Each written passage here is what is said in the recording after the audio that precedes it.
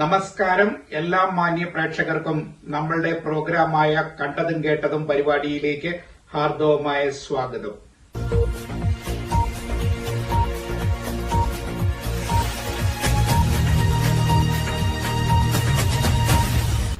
ഞാൻ നിങ്ങളുടെ സ്വന്തം സോണിച്ചൻ 40-ാംകുളമാണ്. ഇന്ന് നമ്മളുടെ സമൂഹത്തിൽ ജനങ്ങൾ ഏറ്റവും കൂടുതൽ ദുരിതം അനുഭവിക്കുന്ന ഒരു പ്രശ്നമെന്ന് പറയുന്നത് തെരുവ് നായ്ക്കളുടെ ശല്യമാണ്. അതായത് ഇന്ന് ഓരോ ദിവസവും എത്രയെത്ര ആളുകളെയാണ് തെരുവ് നായ വഴിയിൽ കൂടെ പോകുമ്പോൾ കടിച്ചു കീറുന്നത്.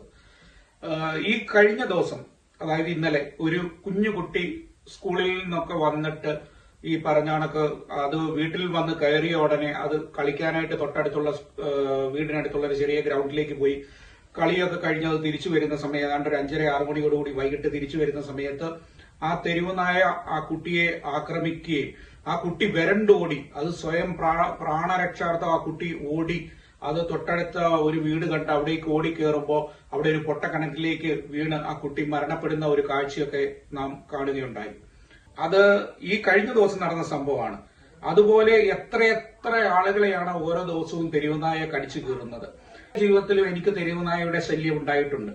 അതായത് ഈ തെരുവുനായയൊക്കെ ഒന്ന് നിയന്ത്രിക്കുവാനായിട്ട് ഒരു സംവിധാനം ബഹുമാനപ്പെട്ട ഗവൺമെന്റ് എന്തെങ്കിലുമൊക്കെ ഒരു പഞ്ചായത്ത് തലത്തിലോ അല്ലെങ്കിൽ മുനിസിപ്പാലിറ്റി തലത്തിലൊക്കെ അതിന് വേണ്ടുന്ന ആളുകളെയൊക്കെ വെച്ചുകൊണ്ട് അതിനൊരു പ്രത്യേക ഒരു സ്ഥലമൊക്കെ ക്രമീകരിച്ചുകൊണ്ട് ഇങ്ങനെയുള്ള നായയൊക്കെ പിടിച്ചുകൊണ്ട് പോയി അതിന് പ്രത്യേകം ഒരു സ്ഥലമൊക്കെ ഉണ്ടാക്കി കമ്പിവേലിയൊക്കെ കെട്ടി അതിനെ അങ്ങനെ ഒന്ന് മാറ്റി ഇങ്ങനെ തെരുവിൽ കാണുന്ന പട്ടിയെയൊക്കെ കൊണ്ടുപോയിട്ട് ഇതുപോലെ ഒന്ന് സംരക്ഷിച്ച് അതിനെ കൊല്ലണമെന്നൊന്നും പറയുന്നില്ല, അതിനെ കൊണ്ട് വളർത്തുന്ന ഒരു കേന്ദ്രം ഉണ്ടാക്കി കഴിഞ്ഞാൽ ഈ പറഞ്ഞ ജനങ്ങൾക്കുള്ള ബുദ്ധിമുട്ട് മാറിക്കിട്ടും. അല്ലെങ്കിൽ ജനങ്ങൾ അനുഭവിക്കുന്ന ബുദ്ധിമുട്ട് എന്താണ്? ഈ തെരുവുനായ ഒന്ന് കടിച്ചു കഴിഞ്ഞാലുള്ള ബുദ്ധിമുട്ട് എന്താണ്?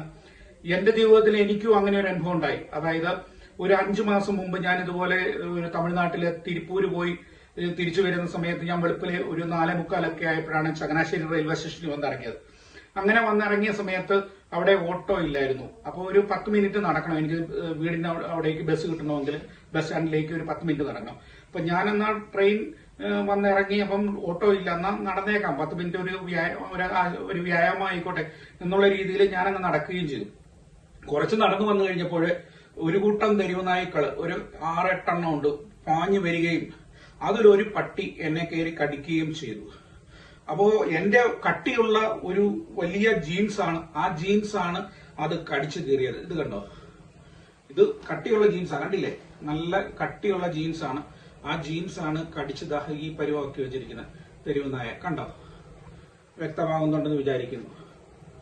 ഇത് ഇത്രയും കട്ടിയുള്ള തുണി ആയതുകൊണ്ടാണ്. അതേസമയം നൈസായിരുന്നെങ്കിൽ മാംസം അത് കടിച്ച് പറിച്ചെടുത്തേനെ. ഏതായാലും ഒരു പട്ടിയെ എന്നെ കടിച്ചുള്ളൂ. ബാക്കി ഞാൻ ബഹളം വെച്ചപ്പോൾ പട്ടിയിൽ പുറകോട്ടം മാറി. പിന്നെ ആളുകൾ പെട്ടെന്ന് സൗണ്ട് കേട്ട് ഓടി വന്നു, പട്ടിയെല്ലാം ഓടിച്ചു വിട്ടു. ഞാൻ പറഞ്ഞതെന്നു വെച്ചാൽ ഇതുപോലെ എത്രയെത്ര പേരാണ് പട്ടി കടിച്ച് ആശുപത്രിയിൽ വരുന്നത്. അന്ന് രാവിലെ ഞാൻ ഈ പറഞ്ഞ കണക്ക് ആശുപത്രിയിൽ എത്തുകയും ചങ്ങനാശ്ശേരി ഗവൺമെന്റ് ആശുപത്രിയിൽ എത്തുകയും ആദ്യത്തെ ഇഞ്ചക്ഷൻ അവിടെ എടുക്കുകയും ചെയ്തു.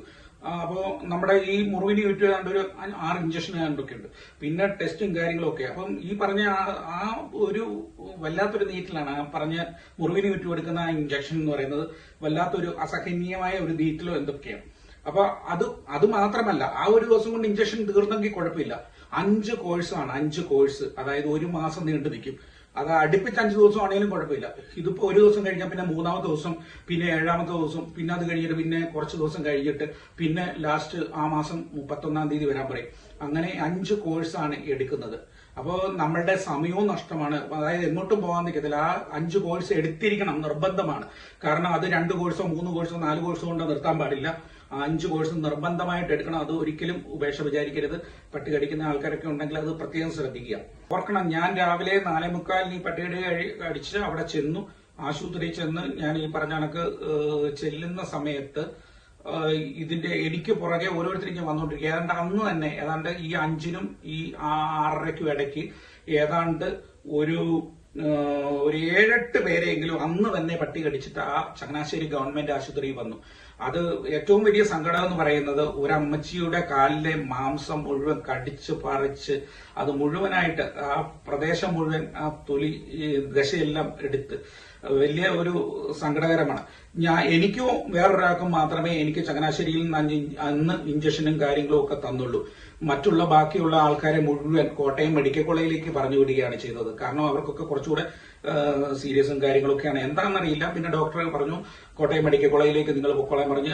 ഞാൻ പറഞ്ഞ ഈ അമ്മച്ചി ഉൾപ്പെടെ അവരെല്ലാം കോട്ടയം മെഡിക്കൽ കോളേജിലേക്ക് പറഞ്ഞു വിട്ടു. എന്തോ എന്റെ ഭാഗ്യം കൊണ്ട് എനിക്ക് അവിടെ തന്നെ ഇഞ്ചക്ഷനും കാര്യങ്ങളും ഒക്കെ കിട്ടി.